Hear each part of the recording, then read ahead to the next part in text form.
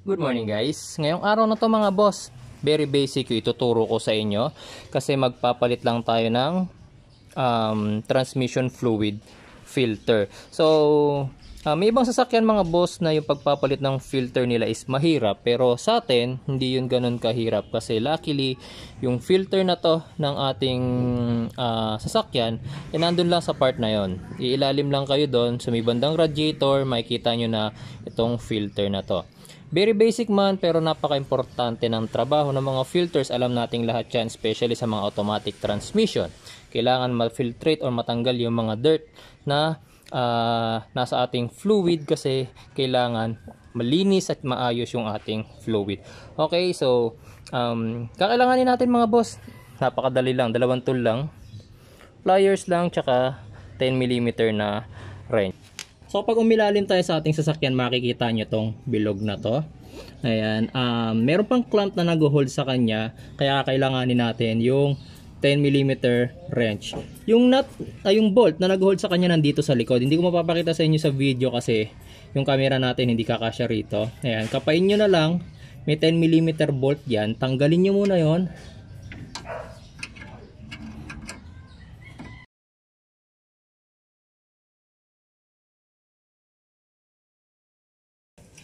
Ayan, pag natanggal nyo na, ayan, makikita nyo gumagalaw na yung ating filter. Medyo ihilahin nyo lang. Ito kung nakakaharang, pwede nyo itong tanggalin. Hinuhugot lang naman yan. Ayan. Tapos mamaya huwag nyo kakakalimutang ikabit mga boss.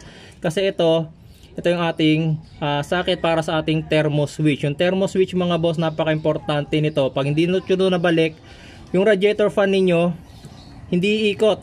Kapag na-reach ng makina ninyo yung normal temperature, lalabas yung mainit na tubig. Tapos yung thermo switch yung magti-trigger sa fan natin para umikot. Kapag di nyo to nabalik, mag-overheat yung makina ninyo, kaya huwag nyo kalimutan yan. Ayan. Okay. Ayan, so mabubukan nyo na yan. Medyo masikip lang kasi tong portion na to, kaya yun yung nagpapahirap.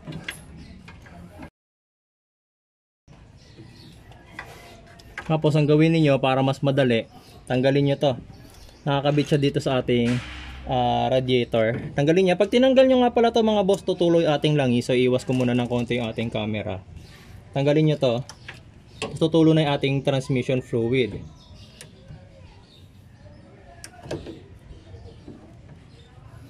Pag walang tumulo yan, konti lang naman yung tutulo dyan mga boss. Hindi naman ganun karami.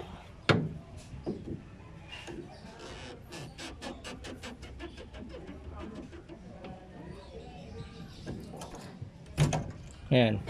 Ayan, konting-konti lang yung tutulo dyan. Tapos, hilahin nyo na ngayon para makuha nyo yung mismong filter.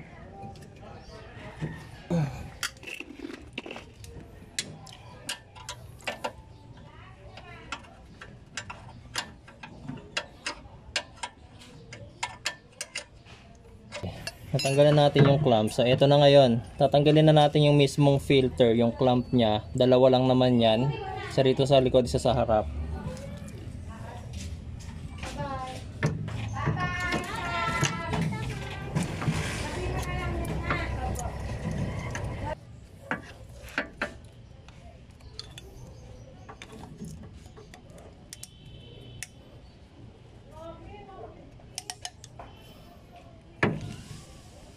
Ayan.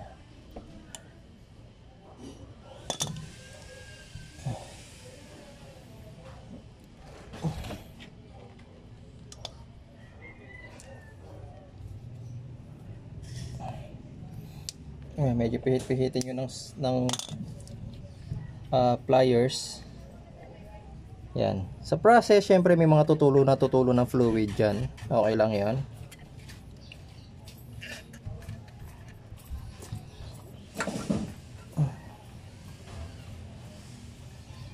Ayan. Tapos yung kabila naman, ito mas maraming tutulo na rito. Pag ito na yung tinanggal natin, mas marami ng tutulo.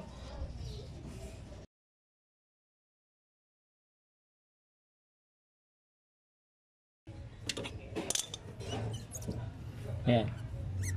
Pag inugot nyo to mga boss, mas maraming tatapon ng fluid, kaya abang nyo na yung bago nating filter.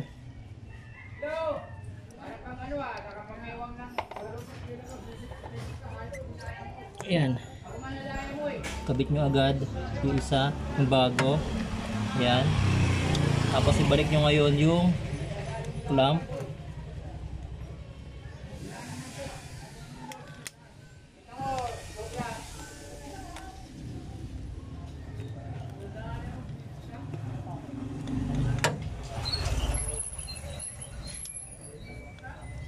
Yan. Tapos kunin nyo rin yung isa pang hose kanina.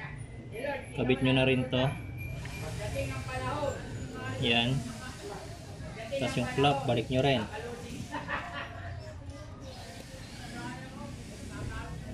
Ayan. Then next, yung bracket. Medyo mahirap ulit yung pagbabalik ng bracket.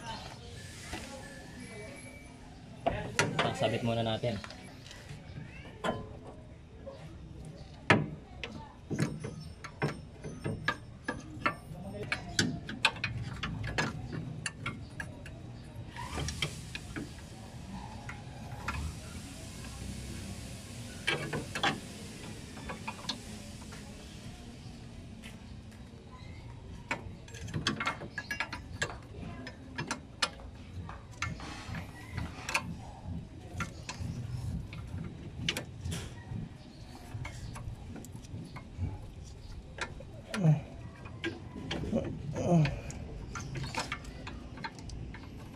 Medyo mahirap lang kasi masyadong masikip yung kinikilusan natin.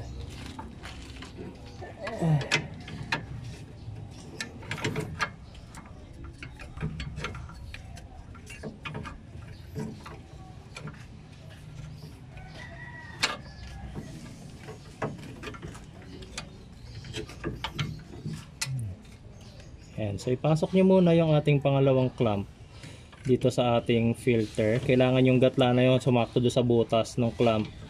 Tapos kunin nyo ngayon yung sa likod.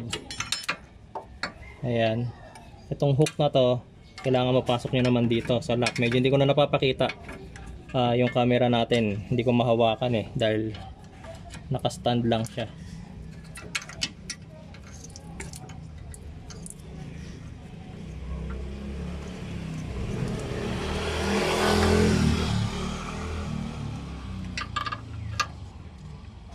Ayan.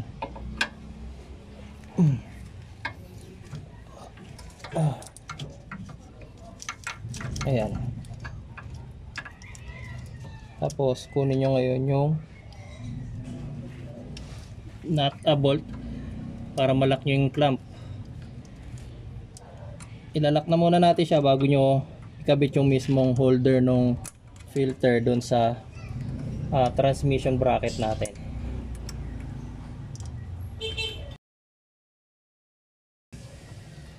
Pag nakabit nyo na, pwede nyo nang ikabit ngayon yung ito sa kanyang bracket. Ito yung bracket nya. Kunin nyo ulit yung isa pang bolt.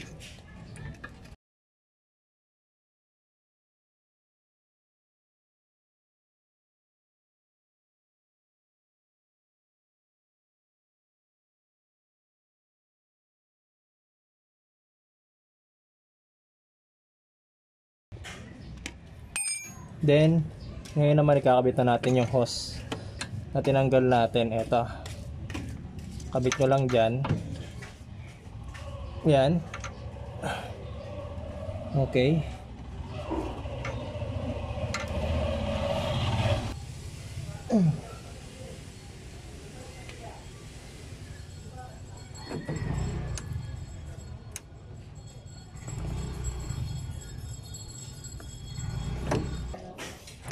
And then lastly, itong ating thermo switch, yung trigger ng ating radiator fan. Wag nyo kakalimutan na ikabit.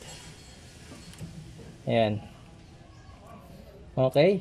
Tapos pupunasan na lang natin lahat ng nag-leak na yan. Then pag pinaandar natin to, make sure mga boss, walang leak dito, dito, tsaka dito. Okay. So ganun lang magpalit mga boss ng ating transmission fluid filter. Sana nagustuhan nyo ating video ngayong araw na to. Salamat po.